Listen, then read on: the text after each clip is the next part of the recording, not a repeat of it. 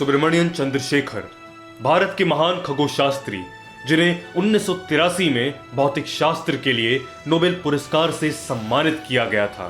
The important thing is, no matter what other people say, you value certain things you do because of your personal reactions, not because somebody else says it is good. No matter, even if it involves getting a prize of $100,000. 19 अक्टूबर 1910 को लाहौर में जन्मे चंद्रशेखर उस महान परिवार का हिस्सा थे जो विज्ञान के क्षेत्र में काम करता रहता था। उनके चाचा सीवी रमन थे, जिन्हें 1930 में नोबेल पुरस्कार मिला था। सुब्रमण्यम चंद्रशेखर जंग के बाद मद्रास आ गए थे, जहां उनकी पढ़ाई हुई। बचपन से ही पढ़ाई में तेज चंद्रशेखर ग्रेजुएशन पूरी करने तक कई रिसर्च पेपर पूरे कर चुके थे। उनका पहला रिसर्च पेपर 18 साल की उम्र में ही प्रकाशित हो चुका था।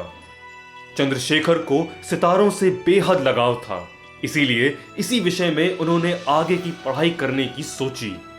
खगोल विज्ञान ही अब उनका लक्ष्य बन गया।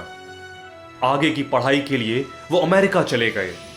चंद्रशेखर ने 1935 में व्हाइट ड्वार्फ यानी सफेद बौने तारे पर एक रिसर्च पेपर रखा था, जिसमें उन्होंने तारे के ब्लैक होल बनने के बारे में बताया था।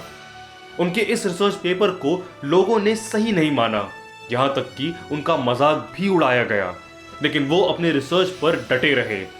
50 साल बाद दुनिया भर में हुए रिसर्च के बाद ये सामने आया कि चंद्रशेखर की ही रिसर्च सही थी। इसके बाद उन्हें 1983 में नोबेल पुरस्कार से सम्मानित किया गया। चंद्रशेखर ने अपने इस रिसर्च के दौरान नक्षत्रों के लिए एक सीमा का भी निर्धारण किया था।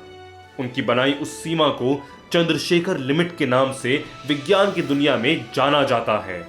One of his major contributions is identified with white dwarf stars and is known as the Chandrasekhar limit. 1972 में जब ब्लैक होल की खोज हुई तो उसकी खोज में चंद्रशेखर की थ्योरी ने वैज्ञानिकों की खूब मदद की थी। अमेरिका में बसने के बाद उनका अधिकतर वक्त वहीं बीता।